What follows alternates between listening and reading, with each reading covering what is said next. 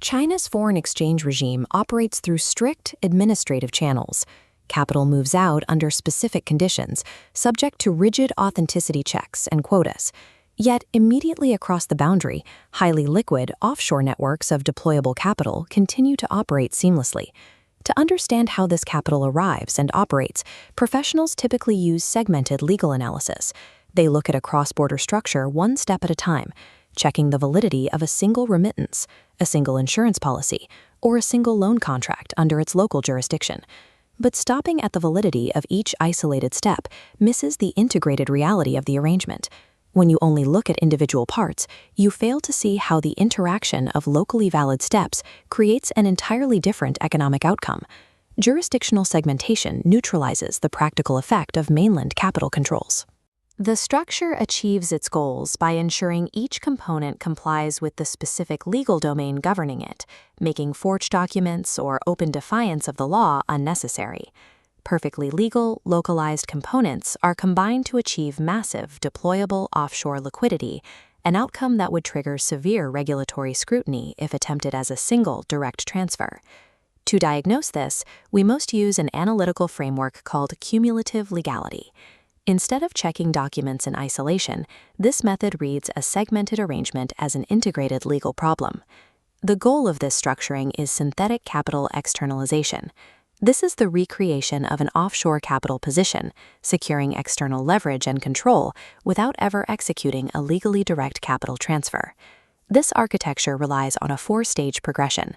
It requires an initial remittance, the purchase of an interface policy, external collateralized borrowing, and finally, a trust for governance.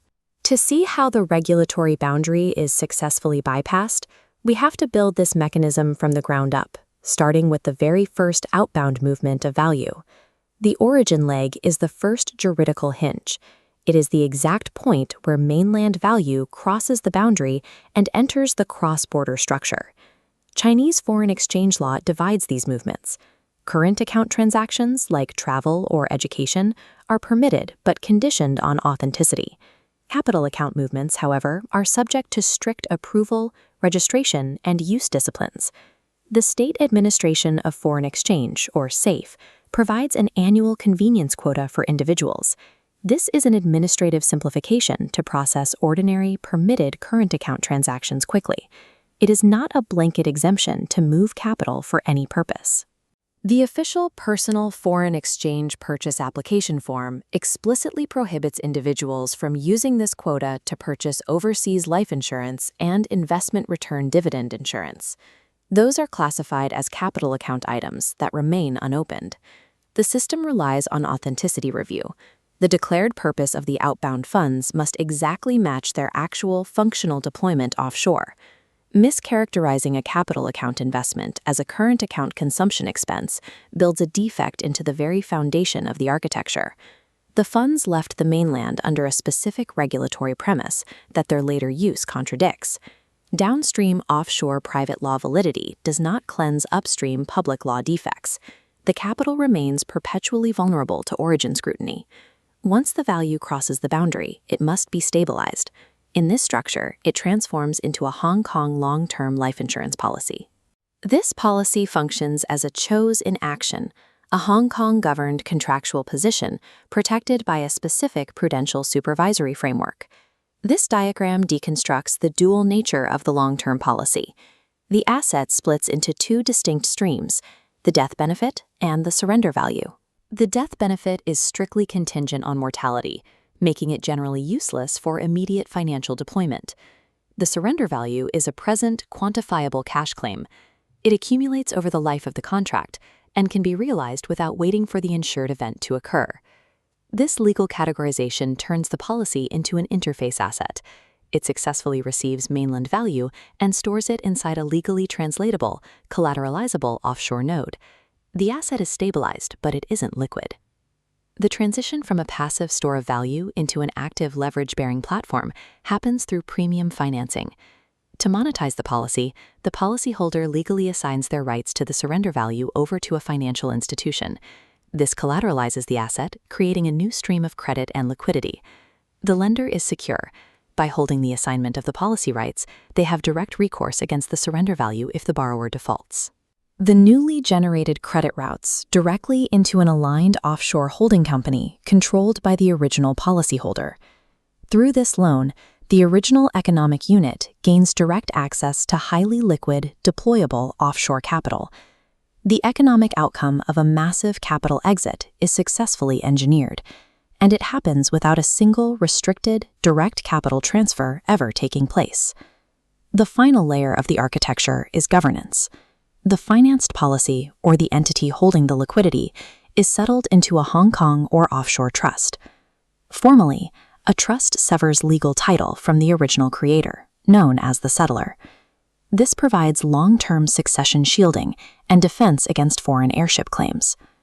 Hong Kong's 2013 trust law reforms allow settlors to retain substantial influence without invalidating the trust itself.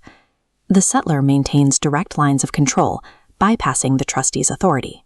These control mechanisms take specific forms: reserved investment powers, letters of wishes, and protector vetoes. The result is a multi-layered distribution of power. Legal title sits with the trustee, security control with the lender, and strategic influence with the settlor. The trust preserves practical economic continuity within this architecture. It maintains absolute economic alignment with the original actors while wearing the legal camouflage of divestment. The architecture of synthetic capital externalization is now complete: origin, interface asset, leverage, and governance. This complete diagram reveals the core vulnerability in modern reporting rules: fragmented transparency. Regulators look at the structure, but they only see disjointed pieces. The PRC Foreign Exchange Authority sees an isolated, localized remittance, carefully classified as personal consumption. Meanwhile, the Hong Kong Insurance Authority and the lending bank see a prudentially sound contract and a standard collateralized loan.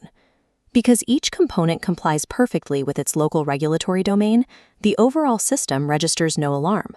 Specialized compliance guarantees a global regulatory failure.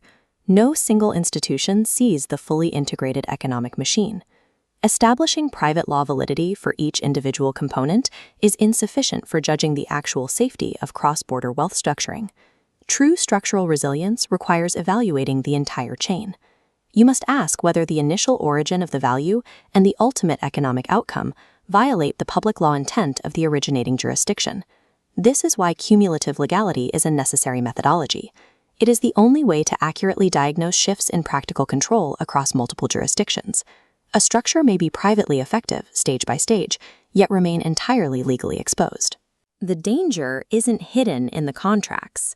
The sequence itself is the loophole.